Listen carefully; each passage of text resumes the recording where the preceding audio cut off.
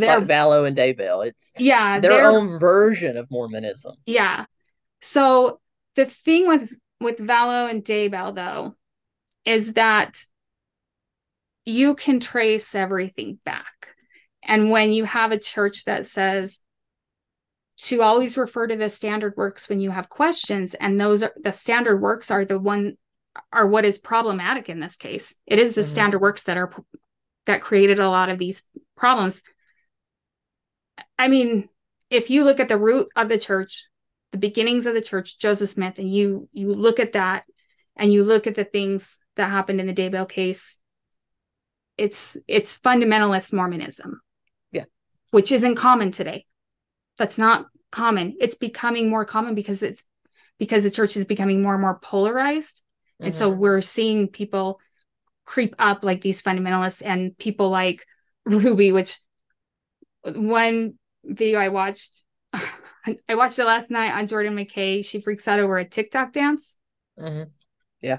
And she's in the car like, I get to decide and you don't get to decide and morality and I'm like, first of all, you live in Utah County, which is 90% freaking Mormon. That teacher and that principal are probably Mormon. Mm-hmm. Second of all, you're not a victim. And Yeah. these people are all, I mean, Ruby, victim, victim, victim. What did she have to do the minute she got arrested? Blame her children. It was Yeah. them. They Oh, made me do it. they're sexual abusers. Right. That was the most. Who's looking at porn at the age of 3, unless Right. it's It's like, given to them by an older person to look at, and they don't even probably can't even comprehend it. well, especially like if you think about what she sold through her Mm-hmm. channel, it's like Mm-hmm. how you're so moral and you're so like this great mom who is so careful about protecting her children and you allow a 3-year-old got a hold of it. No way. There's something much bigger going on if that is the case, Mm-hmm. and Somebody I was don't being think it is. groomed. Somebody was being groomed, or you Right. were just that careless. I mean, I really believe the reasons they sent, Chad to Anasazi was probably he was definitely going through puberty at the age of 15. I bet they caught him masturbating a few times, and that was their reasoning, and that was how they beat it out of him. But Yeah, or just that's healthy. any Ruby seems like any opposition is she can't handle it.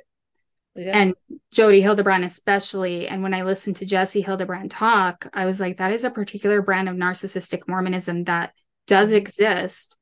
And they are the poster children, Jody and um, well, dumbass, what's her name?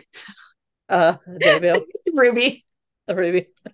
Um, they are representative of a select group of these people that are always crying that they're being discriminated against.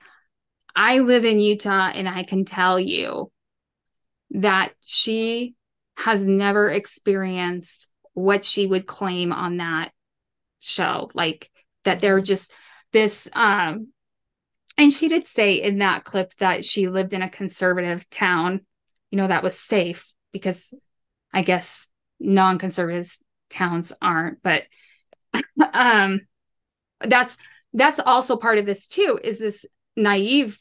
Utahns are very naive, Mm-hmm. and that's feedback I hear from people that come here. Like, this isn't me just being like, I grew up here and I hate it. I do, but these are people come here and they're like, wow, people are really gullible here. And I said, because when you grow up in a religion that tells you that your bishop has this power of discernment, Mm-hmm. that your priesthood leader, the head of your household, has this discerning of spirits, that you have these spiritual gifts, that you can tell good from bad. All you need to do is pray about it to know if it's right. All of these things create a vulnerability in people in this state, because why would my bishop lie to me? Why would he do that? This is a great investment opportunity. Or Yeah. why would the Relief Society president try and screw me over? That, no. And then you have the Jody Hildebrand, perfect example of this networking that exists in this state, where Mormonism is is very much a clique. It's very cliquey in Utah. And if you live in a neighborhood and you are not Mormon, and this is even in the valley, in Salt Lake Valley, with the rare exception, some neighborhoods, like where I live right now, I would say it's not really like that, but where I have lived, it is very much like that. You're kind of like, oh, we're going to send the missionaries by and we're going to invite your kids to church for fun, to primary activities. And we're going to see if you want to come to the barbecue, the word barbecue, but you're really not a part of us because you don't go to church and you don't practice, or you're not Mormon or no longer Mormon. And so like these cliques, like I have to belong. And this automatic network, and you see it, these Mormon influencers get huge audiences because Mormons like to support Mormons. Yeah, just like absolutely. I like to support LGBT plus owned businesses. It's the same, you know. I've always found it fascinating with the how the LDS handles gay people, same-sex attracted people. Very strange. That it's okay for you to be same-sex attracted, you just can't act on it. Right. And you either have to be celibate your whole life, or you have to enter into a heterosexual relationship and just, you know, pucker up, suck it up, buttercup. I can't think of a more miserable way to have to live your life. I mean, if somebody feels that morally convicted about their sexuality and chooses to do that, more power to them if that's their choice. Well, we have an apostle whose brother is gay and who has chosen to live a celibate life and is fine with it. He wrote a book and he says he's fine with it. And I think as someone that was stuck in a heterosexual relationship for 15 years, I can't imagine not having what I have now with, and how comfortable with myself I am now that I have said, this is who I am and I'm going to live as who I am. I really feel for him, and I respect that he has chosen to remain celibate. To me, it's a very sad, I would think a very sad life, because also this is a double-edged sword. So everyone's like, okay, he's not sinning then. Well, guess what? In order to experience exaltation, you need to be married. So in a way, he's still, I wouldn't say damned, because he can still go to the celestial kingdom, but he can only go to the lower level and be a ministering angel. But you know, he's still not going to receive the blessings that he would if he were married. There's still like an underclass that he's a member of. So it's this whole, like, it's still sad because he's never going to reach exaltation, which is the goal in Mormonism. My friends that are still very religious, you know, they talk to me all the time about how I'm living in sin, being married to a woman. And I said, you know, that's fine. What if I, you know, suddenly got this conviction and decided I need to fix it? What would I need to do at this point? What would I need to do? Would I need to divorce my wife, break up my family, and go live a celibate life and put her through misery, put me through misery, or stay married to her and live a celibate life? What is the, to me, it's just as immoral for me to break up my family to make myself feel better. Right. And neither of them had an answer for that. Yeah. It's hard sometimes to answer logical questions. But I think, Chad, and I didn't look into 𝗂𝘂𝘂𝗂𝘂𝑐𝐴𝑙𝑒. I didn't actually even know the name. We have so many horrible treatment programs, so many horrible trouble teams. I believe that one's in Arizona. It's somewhere in the Arizona desert. Yeah. Well, what part of, because there are a lot of Mormons near Mesa and northern Arizona too. Oh, that's the FLDS. Yeah. We used to. This sounds horrible, but I'm not gonna say it because I'm gonna stop. I used to have an obsession with polygamists. I don't know why, but because I was it's interesting. It's interesting to study as an academic pursuit. I just wish that there weren't. Okay, if you're really into that lifestyle, if you're polyamorous and you're really into that, and well, polyamory is more everybody's with everybody, not just the man has his harem. But if you're into that, not my cup of tea, but go do it. But I really feel for the people that are almost forced into it, and a lot of the children are groomed to enter that lifestyle, especially the Yeah. girls. And I think in a way they're all forced into it, because when the fundamentalists, the polygamists, I'm going to say Mormon fundamentalists, even though a lot of people would disagree with me, but it is in the Doctrine and Covenants that in order to receive exaltation, you need to live a polygamous lifestyle. I mean, that everlasting covenant, if you read it, polygamy is required to be exalted. So the mainstream churches said, well, they wouldn't let us be a state unless we stopped. And so, like, I was told it's for another time, which means after I die, it gets confusing and it all gets whatever, and that's religion. But as far as Ruby and the system that made 𝗂𝗲𝗃, I think I would boil it down to network connections. And I think 𝗂𝗲𝗃 is connected. From what 𝗚𝗓𝗃 said, she said she has connections with people high up. That's all it takes. Yeah. Lori and Chad did too. And a lot of people won't admit that. They were well connected. And we found that. And not just in the church, but they had that avow network. They were connected with a lot of very powerful people politically and religiously. And a lot of the people on avow are practicing members. They go to church every Sunday. I say it all the time. People like Chad and Lori are sitting in church next to you. You just don't know it. Yeah. Which is really scary. I mean, this whole situation is just scary. I can't believe, just listening to the video clips that I've seen of Jody and Ruby's teachings, that anybody would find that appealing or helpful. I mean, from the reviews that I've read of her, she's split up more families than she saved. They'll come to her because the husband watches a little too much porn, and they'll end up getting a divorce. I mean, I'm like... Well, and Lori Vallow did that. Remember, Charles was texting her, you split up Melanie and Brandon, and you split up this. And you know what? Yep. My mom would do that. She split up like marriages all the time. Oh my God. Because she had that same thing. And I think 𝗂𝗲𝗃, one thing I found funny, and I really want to check it out, is apparently she worked at Cirque Lodge. And I found that to be very interesting because... What is Cirque Lodge, if you don't mind me That asking? is where Lindsay Lohan goes. Oh. It is a like treatment. It's a drug rehab. One of our very many, because it's not regulated. That is why these people thrive. Yeah, it's kind of like South America and the gay conversion camps in the 80s and 90s. Well, we have them here. I mean, we have them all over southern Utah. People like Jody practice it.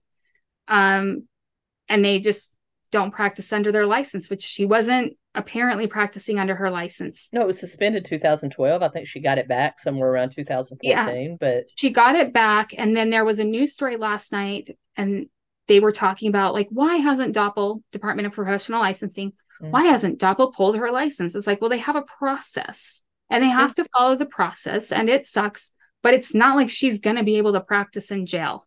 Well, it's like, the reason her license was suspended wasn't even because she's batshit crazy and was being cruel and horrible to people. It was because she broke confidentiality with a client and told both his bishop and BYU that he was addicted to porn, and got him.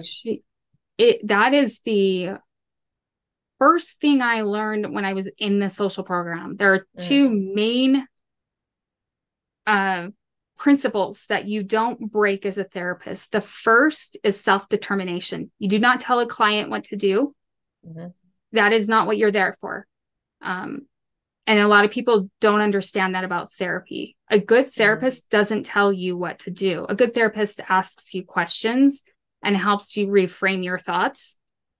But any therapist that tells you what to do, don't see them. And every video I've seen of them, they're telling people what to do. Exactly. And you learn day one about how important it is to keep confidentiality and how important privacy is.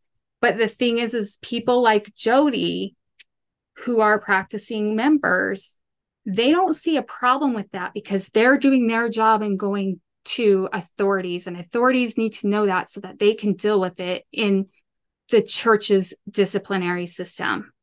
So those people need to be disciplined.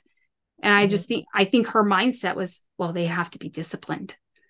I can't discipline them, but the church can, yeah. you know? I'm going to throw something out there. It's just a vibe I get from them. I think they're lesbians, both of them, or at least bisexual. Michelle and I were talking about that. And I said, I'm going to be pissed if they are. And the reason I'm going to be pissed is because, from being in this community and all of the things that have been brought up and the current state of the country and not so friendly vibes, people are going to say, well, of course, that's why they were beating the children. Oh, yeah. For that reason, I would hope that they're not. Yeah. But I also know that the most vehemently anti-gay are often in the closet themselves. Oh, yeah. Ted Haggard, Larry Craig. Totally. I've heard things about Mike Pence. Sexuality does not drive cruelty. It doesn't. No. No. I mean, I'll be the first to admit I don't get the they them stuff. I respect people's pronouns. But I know I've misgendered people because if you look like a woman, I'm going to say she. If you look like a man, I'm going to say he. That's just natural. But if you tell me, then I will be careful to respect your pronouns. I don't understand that at all. I don't get it, but I'm also not going to be an asshole about it, Yeah. And I think that's all people need to know. I remember when I started working on transgender legislation and stuff like that, I was so worried I would misgender people, and I was worried I would say the wrong thing, and then I met some of the best people that I've ever met, and I'm like, God, I was so naive because I thought, that, I'm gonna do this or that, and I'm gonna make them mad, and it's not like that. And right now, a judge just ruled that 2 transgender athletes in Utah, they have to turn over their private medical records to the state, which they may no longer be anonymous in this court case that is going on here. And it makes me sick. I'm really divided on. I mean, I think the whole Lia Thomas thing was a little bit out of bounds, was a lot out of bounds. I mean, as far as, competing as a man the year before and then coming in and blowing all the females away. That kind of thing I do have a problem with. I'll be the first to admit.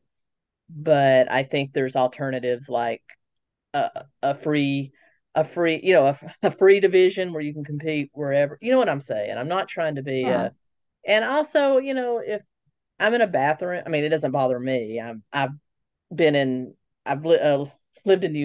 up north where there were, it was unisex bathrooms all around. That's not a problem for me. So I peed next to many men. It doesn't bother me.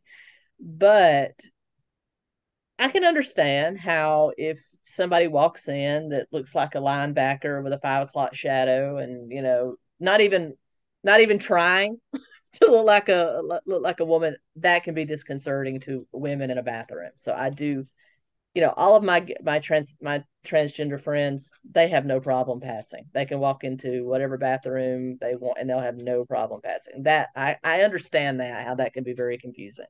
So maybe we just go to unisex bathrooms all around with with a single toilet and just let that be it.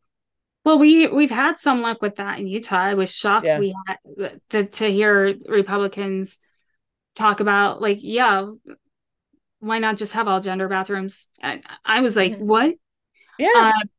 But then the next year they're like, you can't do sports. So with what I've done and the research I've done, I think I can't understand it.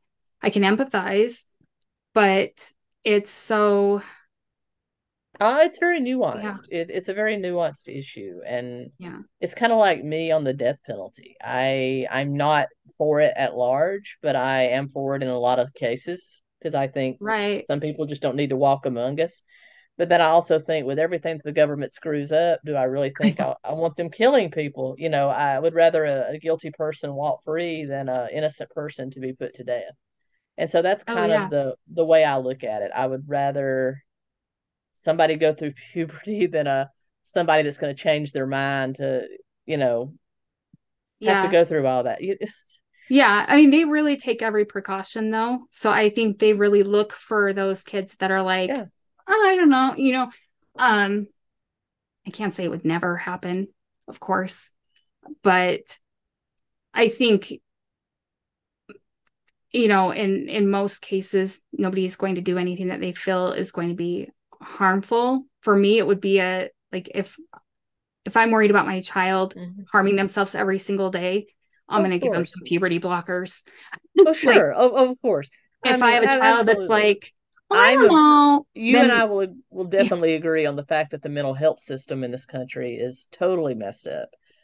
There is no mental health care. It would solve so many problems if I'm not saying bring back the asylums as they used to be, but if we could bring them back, state or federal run mental hospitals that had good treatments and good ways to help people, I think that would help a lot of people. Or at least do yeah, something about removing the stigma from getting mental health care. that's a big thing in Utah, that stigma. And I do have some good news for you because California is going to it's going to be very interesting because they are going to start putting homeless people in institutions because they don't have the beds in the Yeah. homeless shelters. That's what Andrew Yang suggested when he ran for mayor of New York, and everybody jumped all over him, calling him a fascist. Well, where do you want the homeless to go? I You mean, know, I we have a terrible homeless problem in Salt Lake City that we hide. And we always yeah. say, oh, it's Oregon. Oh, it's California. No, Utah, even my family from California, when they come here, they're like, wow, Salt Lake has a lot of homeless people. And And a I lot of them mean, are mentally ill. A lot of them yeah, have about problems. 30%, Uh, around 30. And, my mom was homeless for a while. mhm. If she had been treated the way she should have been with medication and therapy, she probably wouldn't have been like Ruby, like, or as abusive if they had just shoved some lithium down her throat, which is what I think Ruby needs. Yeah. Oh yeah, definitely. Well, um, but yeah, I definitely think Jody Hildebrandt comes down on the side of ultimate transitioner, but I do think that there's something there. There's something there. Yeah, That's weird. it's weird. Yeah, I would agree with you on that. Whether or not it's a sexual relationship, it doesn't have to be a sexual relationship to No, be right. Because no, not at all. so maybe they don't have a sexual relationship, but they have some kind of emotional relationship. Yeah, Don't kick your husband out of the house and let your friend move in because you just want to hang out more and brush each no, other's hair and watch reruns. no, that just a theory that crept into my mind. Even my mother-in-law, who's just like, she's like, "Do you think?" And I'm like, "Oh." I was shocked that she even suggested that. And then I thought about it, and I'm like, maybe. Well, I mean, there's a particular sense of gaydar that I think you have. Mm, You have to be a member of the community to have a fine-tuned gaydar. mm. And I won't lie, mine goes off with Jody Hildebrandt. Oh yeah, Not she so looks much like any number of lesbians I've played softball with. I mean, I'm just saying. stuff that Jody Hildebrandt and Ruby Franke would be flipping out. If Ruby Franke is filming at Chick-fil-A in Provo, which I'm like, ooh, like big surprise that everyone lined up for Chick-fil-A. You know what? I bet you 10 to 20% of the line were gay guys going, we just want a lemonade. Like, Mm-hmm. you know, it's that whole thing is stupid anyway. It's the founder's thing, his opinion. He's entitled to it. Well, a lot of it, what my whole opinion was that my local Chick-fil-A's were all franchises. So are mine. And they And give to my and I they know give the to our owners of those our community. franchises, and they are. I one of them donated heavily to our Tennessee Equality Project Yeah. for years. I'm like, I'm not gonna not go to his Chick-fil-A because of something that somebody at corporate said. Yeah, there is a family in Utah. They own like 3 or 4 Chick-fil-A's, and they Mm-hmm. give a lot of money Mm-hmm. to advocacy organizations. Yeah. So I hope it was one of their locations, because Yeah. wouldn't that be funny? You thought you were supporting yourself, but really you're supporting a family that turns around and donates that money to the community that you have so much hate for. Exactly. But this like victim mentality, this on the therapy side, the system that enables people like Jodi, we have the legal system, people like her aren't regulated. The church, I wouldn't pin, this is weird, I wouldn't pin all of the blame on them for this, because it's bigger than the church. It's not just the church. They have a responsibility to keep people like Jodi off their referral list, though. They're not going to vet those. There are probably some good therapists on their referral list, just because someone is that. But LDS Family Services in general is a terrible, terrible organization. They do a lot more than just, this therapy. They used to do an outright adoption. They had to stop because they were doing a lot of stuff they shouldn't do. They're still involved in adoptions, but they are they're very harmful in themselves. I love that they still have a website, mormonsandgays.com or .org, because whenever you talk about the Mormon church, you get corrected. It's not the Mormon church. It's the Church of Jesus Christ of Latter-day Saints. And it's like, well, then cancel your websites. If Mormon links right to your damn website, cancel it then. Exactly. And it's the Book of Mormon. Yeah, exactly. I mean, and that's his thing. That's Nelson's thing. Yeah. It's always been his thing. He fought with one of the former prophets Hinckley, who, billions of dollars were spent on an ad campaign, Meet the Mormons. So I remember that one. Yeah. So, like the LDS Family Services, I wouldn't send my dog to them. They're a harmful organization. It all comes down to money. They're all the titles that, like, okay, I know that Jodi was a licensed counselor. Okay, fine. But Ruby, a certified mental fitness coach, I'm like, what the hell even is that? That's a made up title. It has to be made up, because there's nothing licensed. Because I went through the licenses, and I'm like, she said certified. Certified. Yeah. Who's certified? I don't know if you ever watched Dr. Grande on YouTube. I do. So not so much anymore, but I used to watch him a lot. I actually watched all his statistical videos. He's so deadpan. I love him, but that's why I like him. He did a video on Jodi and Ruby, and he said that to achieve that, how he doesn't is very dry thing. To achieve that, probably the test was actually saying it. I can't think of anything, Yeah.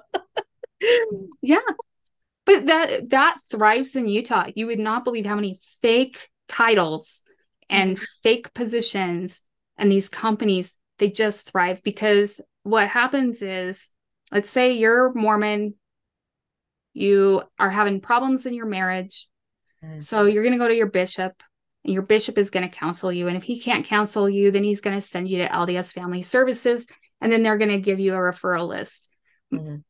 That's the way it technically should go. It doesn't mean all bishops will do that. Some people won't even go to their bishop. They'll just say, we need to go to a marriage counselor, right? But Jodi gained so much clout because she was Mormon.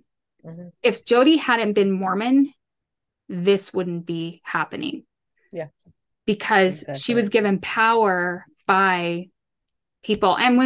And people, you do want to go to what you recognize. And she was wrapping her BS up and intermingling it with Mormon terminology too. Because a lot of those kind of catchphrases, that whole distortion thing. Oh, yeah. I mean, it reminded me so much of the whole zombie thing with Chad and right, Lori. right. I'm like, so is that the same thing as going dark? Because that was their catchphrase. Yeah. That's not, you hear that throughout light and darker thing. I mean, Yeah. when Melanie Pulaski said that, she wasn't lying. Like, it is a thing in the church.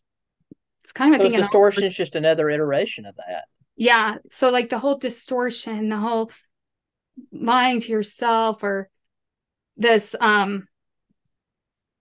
just these techniques alone without the abuse. Like, people will eat stuff like that up here. Yeah. Because they're like, oh, 𝗂𝗶𝗃𝗓's a Mormon? Oh, well, then I want to go through that because I'm a devout Mormon, and I want to make sure that I go to someone who recognizes my values.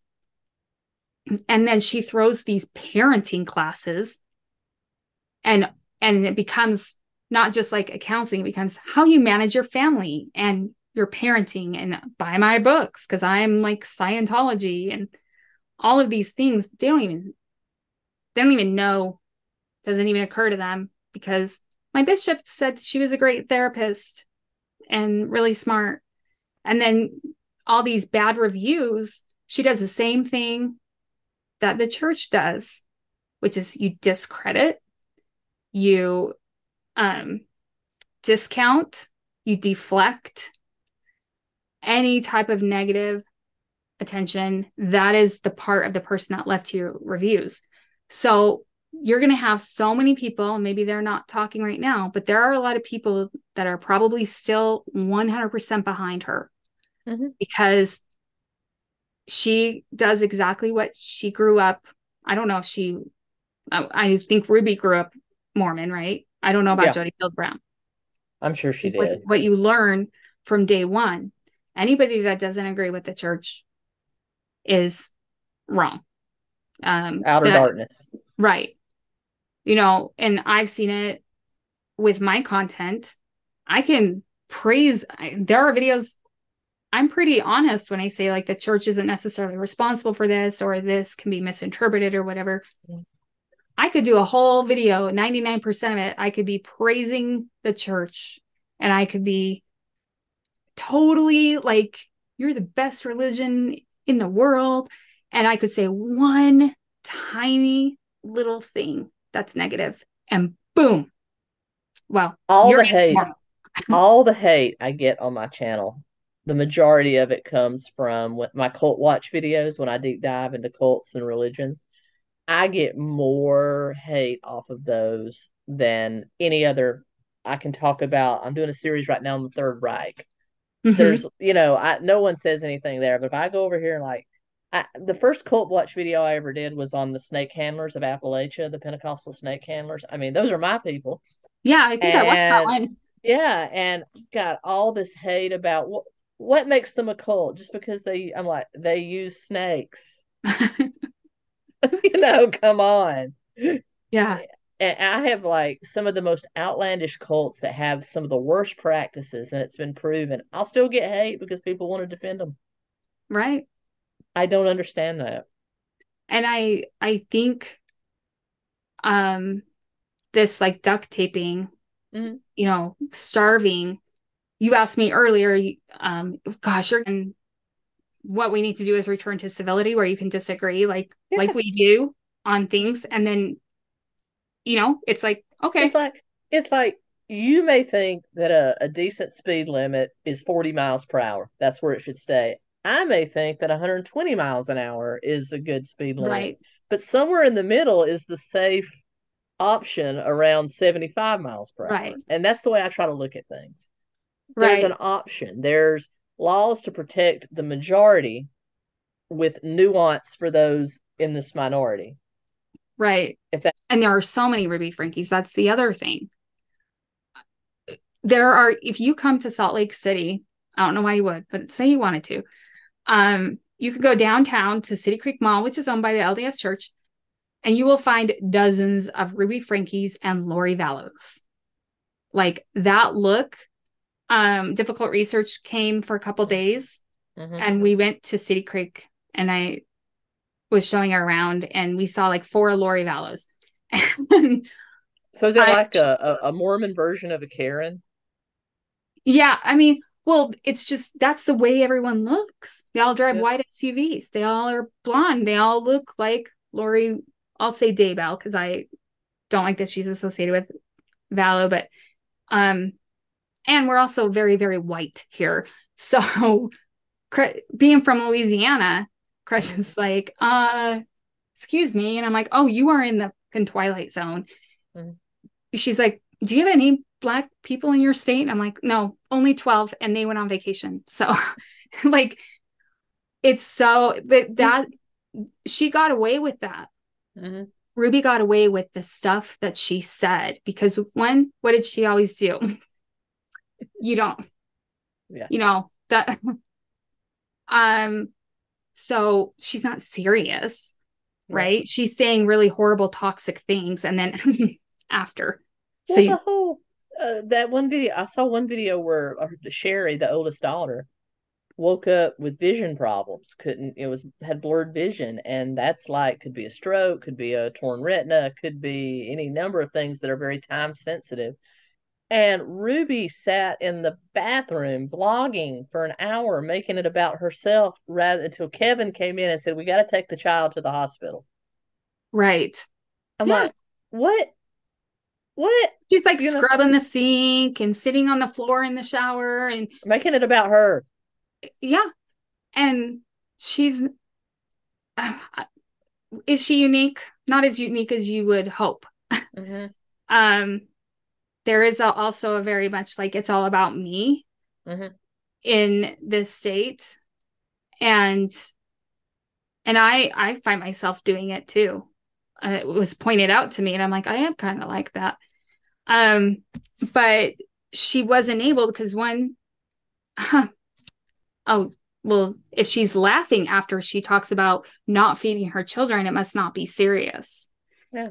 And then also the way she looks, like the looks that she looks like so many other Mormon moms, and they look like so many other Mormon families. Like it may have been like this neat thing for YouTube, but I can walk down the street and show you 4 more families that look just like the Frankies. Yeah.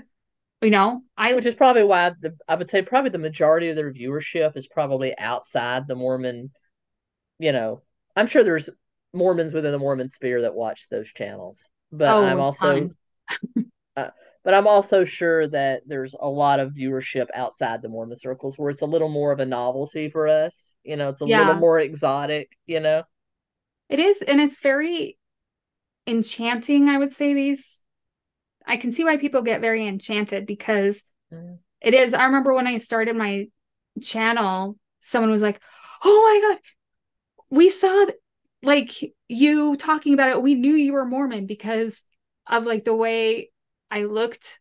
I guess I look really kind of Mormon-y. But that's like how a lot of people are. It is very enchanting.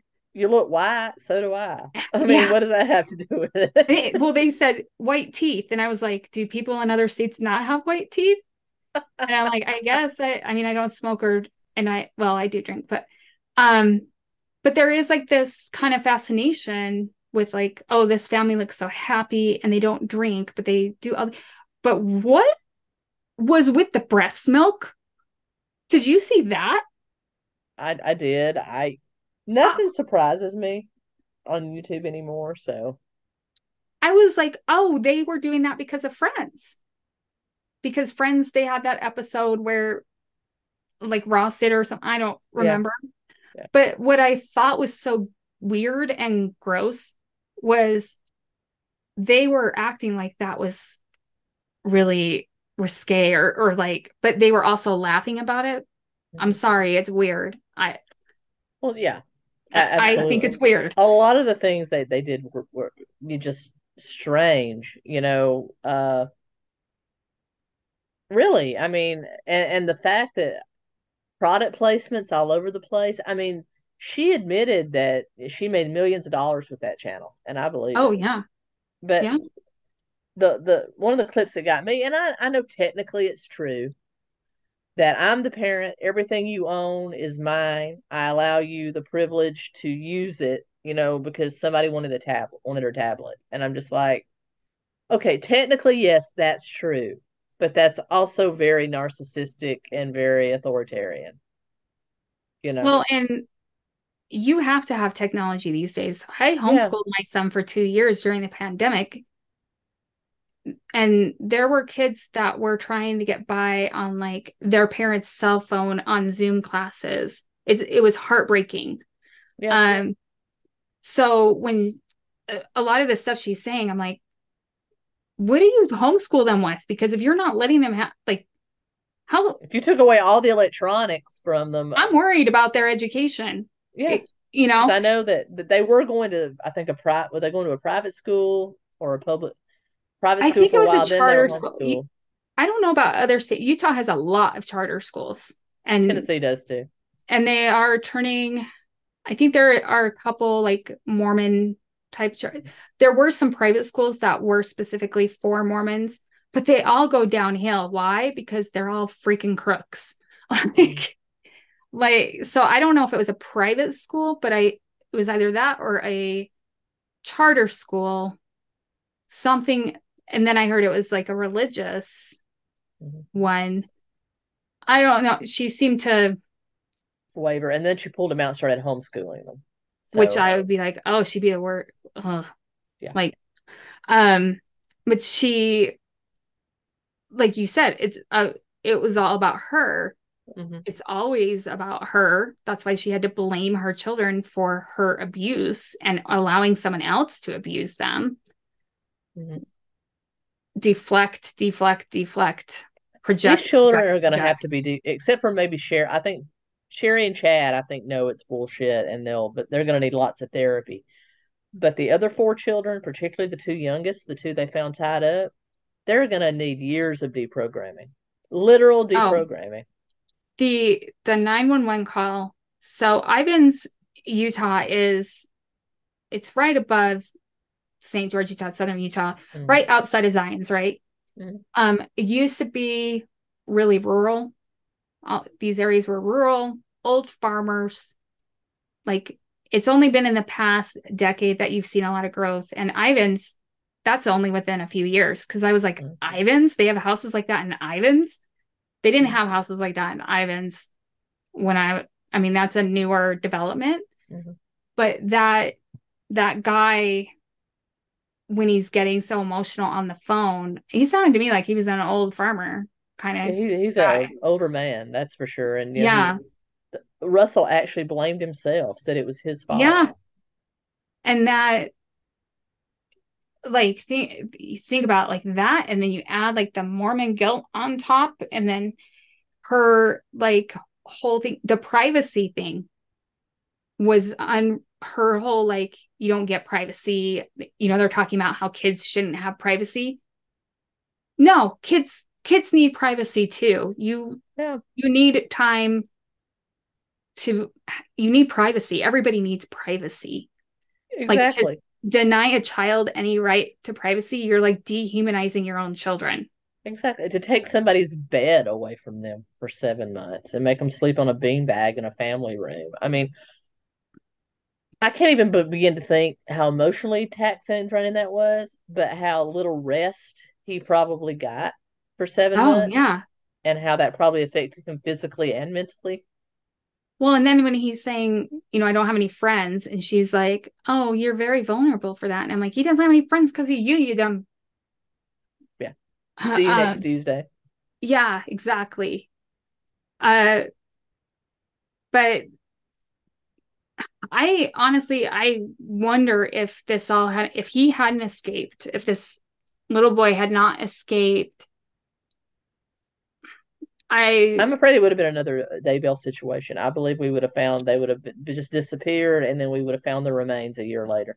Difficult research has made a lot of connections.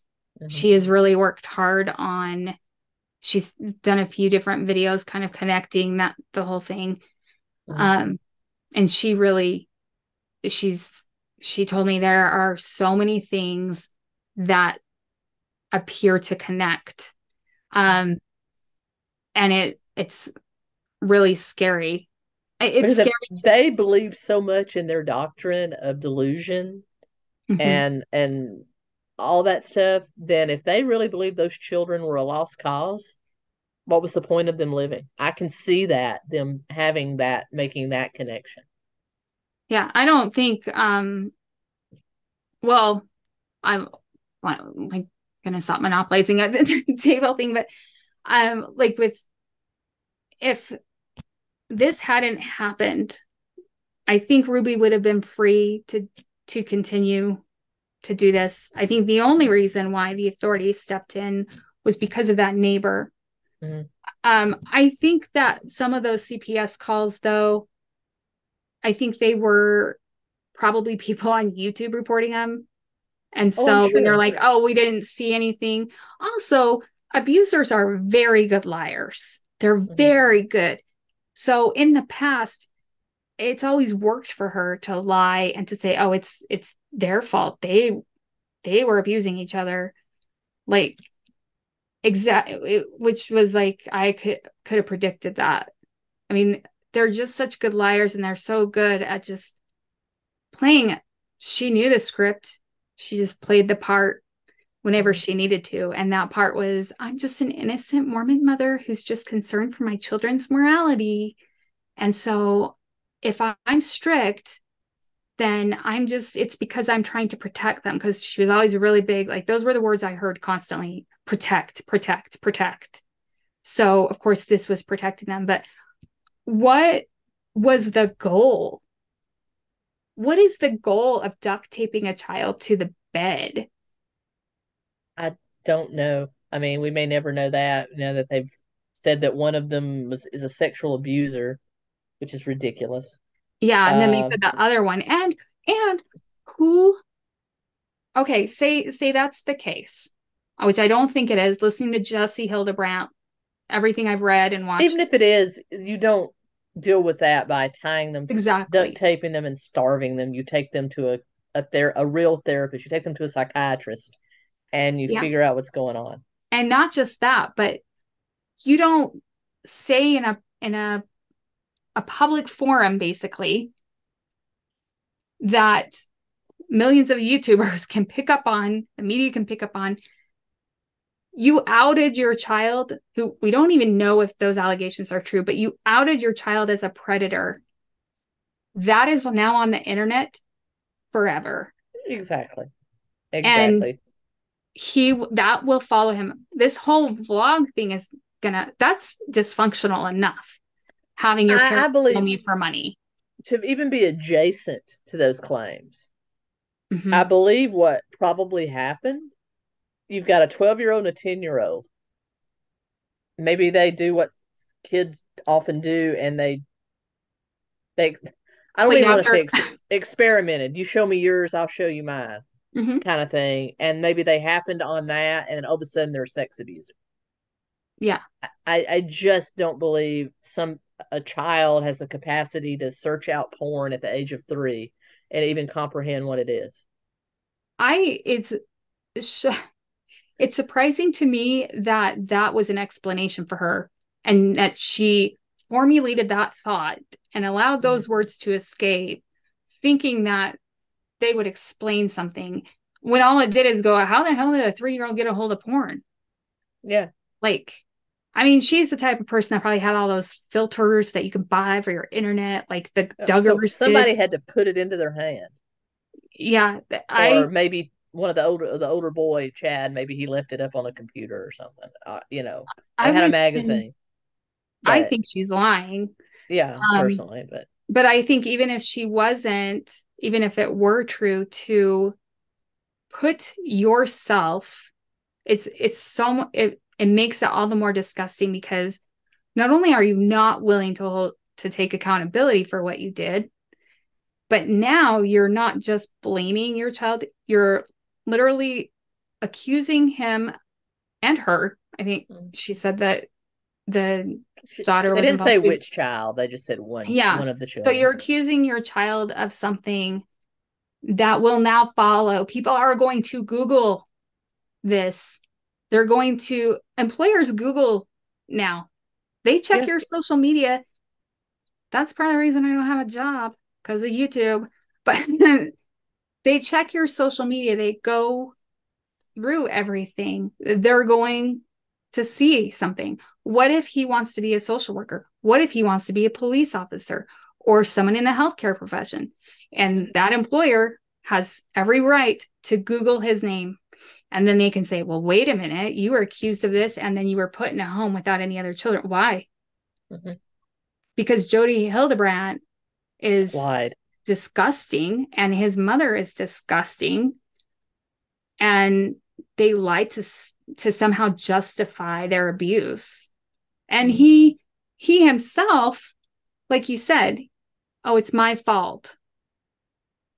And of course no, it's not your fault you were duct taped. It's not your fault you were starved. Like that whole like missing a meal thing, that is another thing, like with the whole hot pepper thing we were talking about. Mm-hmm. I do think that is used more. And I think there's like this new term called almond mom. You heard about that? I've heard the term. I'm not exactly like sure what the it means. mom. I finally Googled it because I was sick of like seeing shorts come up and like almond mom this, and I'm like, what's an almond mom? So it's basically a mother that's so obsessed with their appearance that they pass that on to their daughter. So like, oh, you don't need to eat that. Just have a couple almonds or something. Yeah. And that is a thing in the church. There's a lot of obsession with looking okay, like with being thin, with having the makeup done, the hair done, the white SUV, the big family, the matching outfits on Sundays. And it's all about aesthetics for people like Ruby. That's why she filmed her entire life. Mm-hmm. And her family, I don't have a lot of, I understand they couldn't legally do anything. So we can't say like, well, they should have done more. They said they did what they could do. But they're vlogging with their children. They're still taking part in something.